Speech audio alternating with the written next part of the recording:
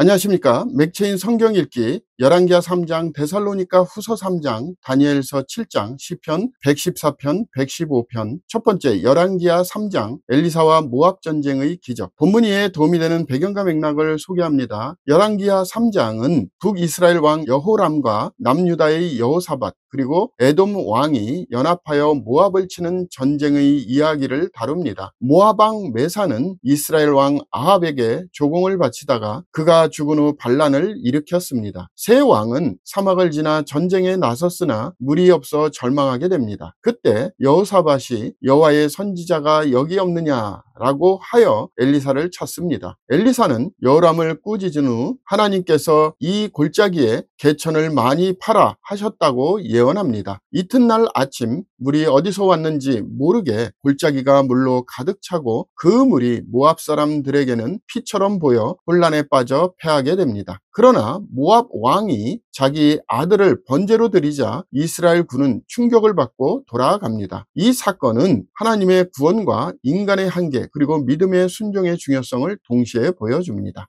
본문의 중요 구절을 소개합니다. 열왕기하 3장 11절, 여호사밧이 이르되 우리가 여호와께 물을 만한 여호와의 선지자가 여기 없느냐 하는지라. 이스라엘 왕의 신하들 중의 한 사람이 대답하여 이르되 전에 엘리야의 손에 물을 붓던 사밧의 아들 엘리사가 여기 있나이다 하니, 본문을 적용하는 데 도움이 되는 가이드라인입니다. 오늘날 우리는 현실의 막막한 문제 앞에서도 하나님의 말씀에 순종하는 믿음을 배워야 합니다. 하나님은 인간의 계산을 넘어 기적을 일으키십니다. 믿음의 순종은 종종 보이지 않는 일을 준비하는 과정으로 드러납니다. 우리의 부족한 상황 속에서도 하나님은 일하실 길을 이미 준비하고 계십니다.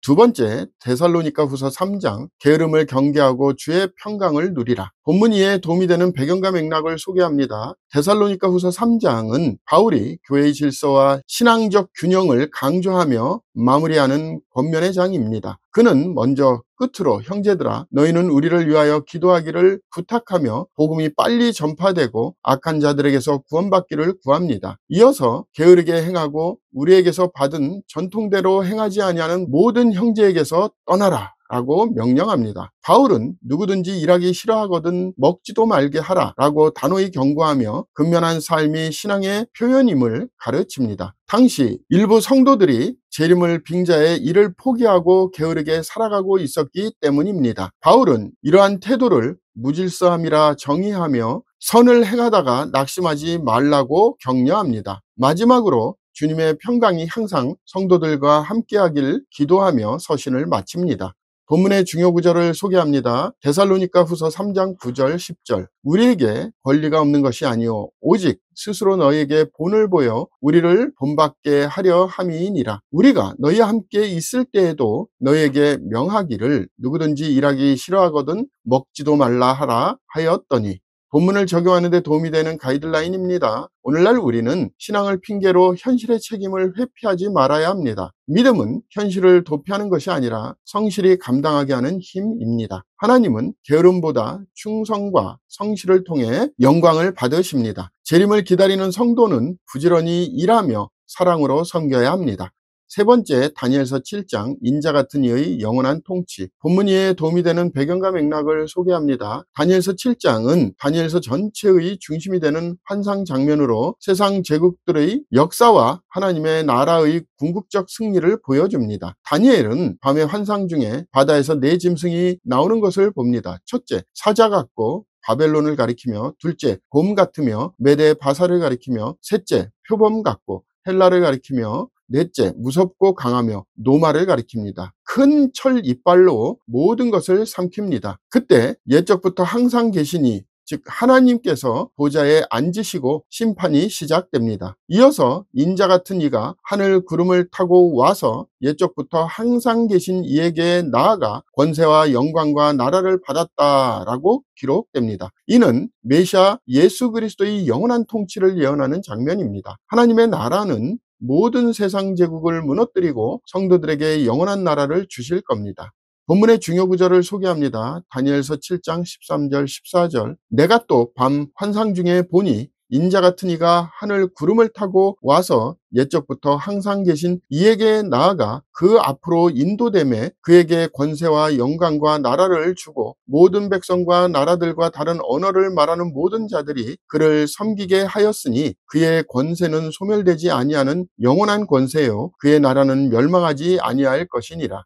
본문을 적용하는 데 도움이 되는 가이드라인입니다. 오늘날 우리는 세상 권세가 아무리 강해 보여도 하나님의 통치가 결국 승리한다는 확신으로 살아야 합니다. 인자 같은 예수 그리스도께 모든 권세가 주어졌습니다. 우리는 세상의 불의 앞에서도 주님의 나라를 바라보며 담대해야 합니다. 믿음의 눈으로 보며 역사의 마지막은 언제나 하나님 편의 승리입니다.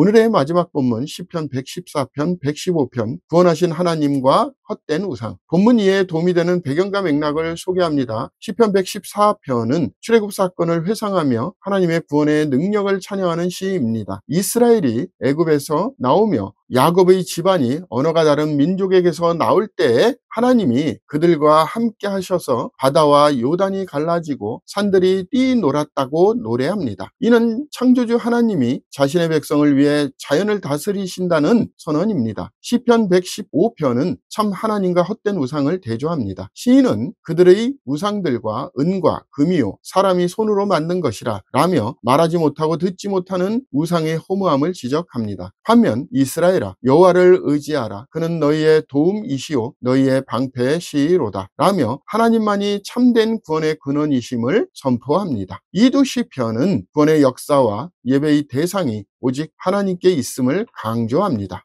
본문의 중요 구절을 소개합니다. 시편 115편 9절 이스라엘아 여호와를 의지하라 그는 너희의 도움이시오 너희의 방패시로다.